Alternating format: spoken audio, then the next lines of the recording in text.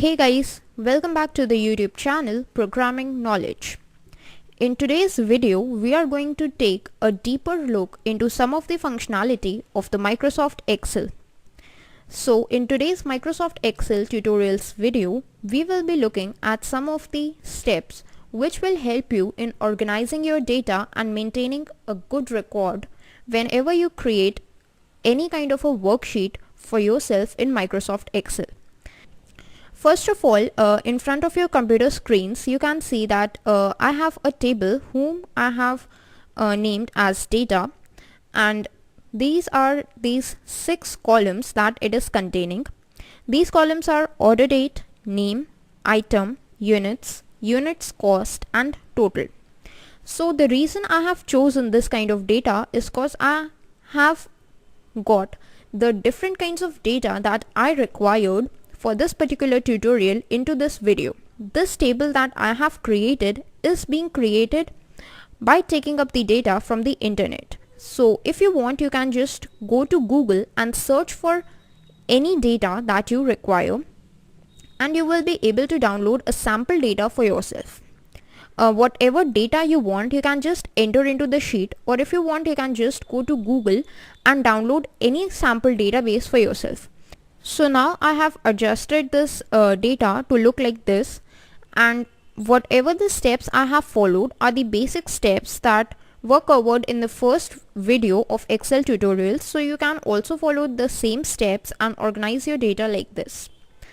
Now first of all, we are going to look at what types of data are available in Microsoft Excel and how can we access them. So in this table, as you can see that we have different kinds of data. First of all is the order date, which is the date on which the order was placed. The second is the name of the person, which is another type of data. Then is the name of the item. Now the data type of the name of the person and the name of the item can be same. Then we have units, which is generally a numerical value. Then we have the cost of the units and the total. So the cost and total are going to be currency values. Now to organize this data into the different data types, we have got the different data types in Microsoft Excel. Now what we can do is, suppose we want to apply the data to units cost. So what we're going to do is just click on this H, and whole of this column will be selected. Then into the home tab, you will find something called general. Just right click over this arrow, and here you will find currency. So when you click on this currency, you will see that the units cost has been changed into a currency with a dollar symbol preceding all the values. Now this is exactly what it tells us that this is a kind of a currency. The same thing you can just do with the total as well. Just apply currency to it. As the units are concerned, so the units will not be a type of currency. So what will we do is just select its whole column, then go to general, and here there is another data type called number. So when you just click on it, you can see that .00 has been added after all the values of the units, and that's exactly what tells us that it is not a single text, it is a number. Now the other data type is date, so we can just select its whole column, right click over here, and here you will find an option of short date. So you can just click on it, and you will now see that it has been organized into a format where the month is written first, and then the date, and then the year in YY format, which is the standard format. So that's how our data is organized as well. So these are the different types of the data that are available in Microsoft Excel, and if you want, you can just simply access them very easily. Now for example, you have this data and you want to know that which item is the priciest, or which item is the most expensive and which one is the least expensive. So what you can do is just select this units cost, and you can apply formatting to it. Now this formatting is of different types, and since we are applying some conditions to it, so that is the reason why this formatting is known as conditional formatting. So for that you can just select this whole column. In the home ribbon you will find an option of color conditional formatting. When you just click on it, you will find all these different types of options. Now you can apply these data bars to it with a solid fill or a gradient fill, and when you apply these data bars you can see that some of the data is being filled by a particular color. So if we just apply this green colored data bar and if we just move through this column, then you can see that the maximum value, which is $275, is completely filled with green color while all the other values are filled slightly. But this is not very clear. So what we are going to do is just apply another type of color formatting, which is color scales. And at the same time, we are going to just clear up this data bars formatting that was earlier applied. So you can just clear all the rules, then go to conditional formatting and apply this color scales option. So you can see that the value that is the minimum, that is $1.99, is being colored with red color, and actually 1.29 is the minimum value, so it is being colored with a dark red color, and $275, which is the maximum value, it's being colored with a darkest green color.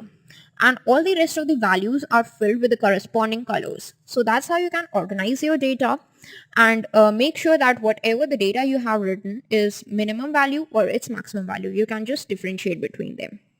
The next thing is, how can you filter the data?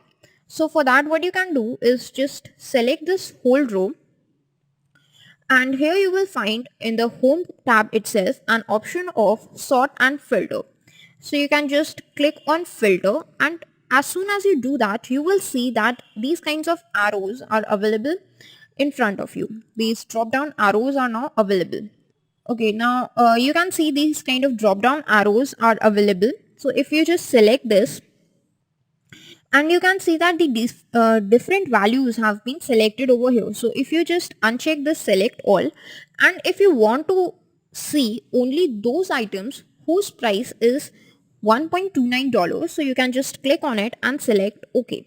Then you can see that only those items are visible whose price is exactly $1.29. Now if you want, you can just go to clear filter from units cost, and all these filters would be cleared. And in the same way, you can just apply these different kinds of filters. Like in the items tab, you can just view only the pencils. You can just click on OK, and you can see that the different records only where the pencil is being stored, like this. And if you want, you can just sort it by more than one columns, like pencil and desk, and then click on OK. Then only those values would be visible which have the data as desk or pencil. If you want, you can just clear all the filters like this, and all these records would be visible once again. Another important feature that is available in Microsoft Excel is autofill feature. Suppose this is a cell, this is an independent cell from the table, and now we just supply some data to it.